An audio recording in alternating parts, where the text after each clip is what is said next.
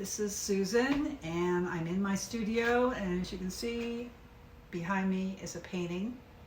Yeah, that's one of mine, believe it or not. It looks a little chaotic, and it's got some work to go.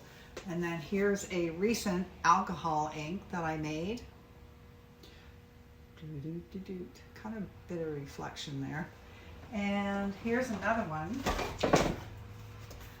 Alcohol ink again. I really like doing these. I do them with an airbrush, and then I do a lot of hand work on them. So that's those two. And here's some new things I just made today. Little spoons with my beads on them. Yes, I make the beads. And here's another painting. Da, da, da, da, da. So, subscribe, follow me, please. I'm lonely.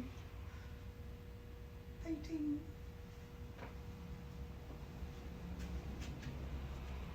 Have a great day. Okay.